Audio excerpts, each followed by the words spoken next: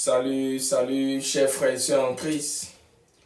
Aujourd'hui, l'Esprit du Seigneur Jésus m'amène à nous faire savoir dans Matthieu 2, versets 6 à 12, que nous devions prendre conscience des actes qu'ont posés les mages.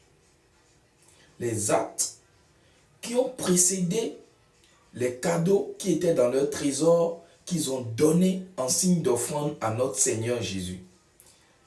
Et ces actes sont la grande joie, la prosternation, l'adoration. Donc notre Seigneur Jésus veut que nous prenions conscience de ces actes qui sont la grande joie, la prosternation, l'adoration, qui doivent précéder les cadeaux qui sont dans les trésors que nous voulions donner en signe d'offrande à notre Seigneur Jésus, tel qu'a fait les mages. Nous allons évoluer et par la grâce, l'aide du Saint-Esprit, je vais tout expliquer, tout détailler. Voilà. Donc, le Seigneur Jésus veut nous faire savoir, cette année, il attend de nous, il n'attend pas, c'est vrai, il attend de nous des offrandes, des cadeaux, tout et tout, c'est vrai. Mais ce n'est pas ça son but. Ce qu'il veut de nous, c'est ces trois points-là. La révélation de ces trois points-là. Parce que ces trois actes qu'on va poser, c'est ça qui va déclencher des grâces pour la gloire de son nom. Et c'est ce qui nous est caché souvent. Parce que cette parole, on lit ça toujours. Mais on nous montre le côté de l'étoile qui est apparue à l'Orient, que les mages et les autres et le roi Hérode a vu. On nous montre le côté du comportement de Hérode. On nous enseigne le côté des cadeaux offerts par les mages. Mais on ne nous enseigne pas le côté de la révélation des actes là qu'on doit poser. Alors, quand on parle de la parole, vous allez voir, il est dit que, à partir du verset 6, qu'un roi, un chef, va naître à Bethléem et que son étoile a été vue depuis l'Orient.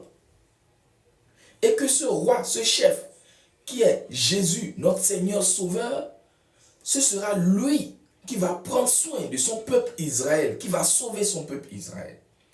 Hérode était roi en ce temps, et quand il a appris cela, il était bouleversé. Donc, il a fait appel aux mages. Il les a dit, allez-y prendre les informations, en retour, venez me les fournir, me les transmettre, pour que moi aussi j'aille l'adorer. Vous voyez, même le roi Hérode, qui se comportait en ennemi, parce qu'il a appris qu'il y a un enfant qui est né et qui est roi, et que c'est lui qui va prendre soin de sauver le peuple. Lui-même, le grand roi Hérode, a compris qu'il faut se rapprocher de lui en lui offrant l'adoration. Parce que notre Seigneur Jésus nous fait comprendre qu'il n'a pas besoin de l'or. Parce que vous allez voir les mages, les cadeaux qu'ils ont offert, les cadeaux de leur trésor qu'ils ont donnés en signe d'offrande, c'était quoi? C'était l'or, c'était l'encens, c'était les mythes. Notre Seigneur Jésus nous fait savoir qu'il n'a pas besoin de l'or, de l'argent, de l'encens, des mythes. C'est lui le créateur de toutes choses. C'est lui qui a créé tout ça. Et il a créé ça pour nous. Pour que nous nous en servions. Et que nous donnons aussi aux frères et sœurs qui n'en ont pas. Pour bénéficier des grâces, pour la gloire de son nom. Je vais démontrer tout ça par la grâce du Saint-Esprit. Donc, ce qu'il veut de nous cette année, ce qu'il attend de nous cette année, il sait que nous le faisons, hein. Nous le faisons. Il n'a pas refusé. Mais il veut que nous fassions plus, nous fassions davantage. Donc, ce qu'il attend de nous cette année, c'est ces trois actes-là, qui est la grande joie, la prosternation et l'adoration. Vous allez voir ça, vous allez comprendre ça. Avant que viennent maintenant les cadeaux de notre trésor qu'on veut lui donner en signe d'offrande, ou donner dans l'église, ou donner aux hommes de Dieu, ou donner à des naissances, des nouveaux-nés. Parce qu'il a bien dit, les hommes de Dieu, donnez une part de votre salaire aux hommes de Dieu. Qu'ils libèrent sur votre vous la parole de Dieu, vu qu'ils sont utilisés par l'Esprit de Dieu. et donc qui vous fait bénéficier des grâces, des bénédictions pour la gloire du Seigneur Jésus. Maintenant, on va évoluer. Après, les mages sont partis. Vous allez voir, quand ils ont vu l'étoile de l'Orient, au moment où, la parole dit à partir du verset 9, oui, au moment où l'étoile conduisait les mages ne voyaient pas l'étoile. Hein. Et on dit, c'est quand l'étoile s'est posée sur la maison où étaient Marie et l'enfant Jésus, que les mages ont revu l'étoile à nouveau. Et quand ils ont revu l'étoile, quelle était leur action? C'est le premier acte, ça. Excusez-moi. C'est leur premier acte, ça. La grande joie. Ils ont manifesté une grande joie. Donc, le premier acte que le Seigneur Jésus attend de nous cette année, c'est de manifester une grande joie autour de nous, en nous et envers lui. Après, le deuxième acte qu'a posé les mages, c'était quoi? La prosternation. Ils se sont prosternés devant le grand roi, le Seigneur Jésus. Donc, notre Seigneur Jésus attend de nous cette année que nous manifestons la prosternation, que nous lui offrons la prosternation, un culte de prosternation. Après, le troisième acte, c'était quoi? L'adoration. Notre Seigneur Jésus veut que nous lui offrons une adoration agréable cette année. Après tout cela, on dit bien, l'humilité précède la gloire. Donc, tous ces actes doivent précéder nos cadeaux que nous voulons donner en signe d'offrande ou en signe de dîme.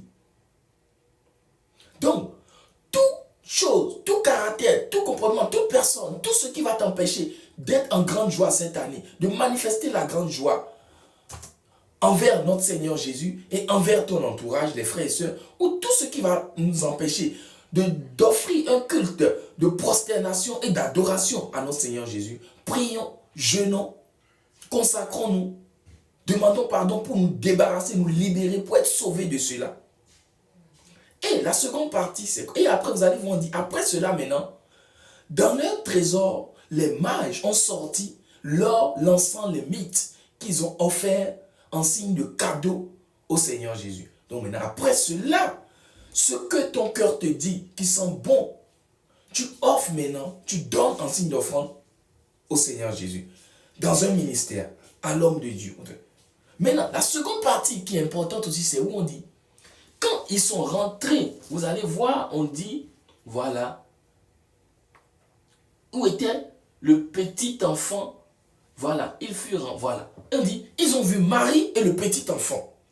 Je veux faire savoir la révélation de la mère de Marie et le petit enfant. Il veut aussi que nous donnons les cadeaux de nos trésors en signe d'offrande aux petits enfants. Dans les hôpitaux, naissent des enfants chaque jour. Dans nos maisons même, nos connaissances, font naître des enfants chaque jour. Donnons à ces enfants une partie de nos cadeaux. Pas tout, mais une partie qui agrée notre Seigneur. Comme je vous ai dit, vous avez à l'écran deux produits de l'Éternel, l'apôtre Gilles Rouvi et l'apôtre Evelyne Rouvi. Leur ministère est au Bénin, à Cotonou, dans l'avant qui fait face à la pharmacie Madone. Leur contact est là. Ils ont la nuit de la traversée. Appelez-les, ils vont libérer sur vous la parole qui va accomplir tout dans votre vie. N'hésitez pas, appelez-les, ils vont libérer sur vous la parole qui va accomplir tout dans votre vie. Ne ratez pas la nuit de la traversée.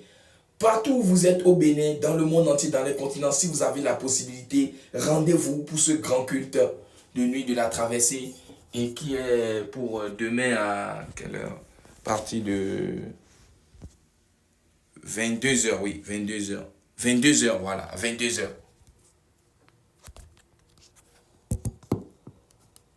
C'est à 22h. Voilà. Et donc, c'est un peu ça. Donc, cette année, notre Seigneur Jésus veut que nous lui rendons un culte de joie, de prosternation, d'adoration.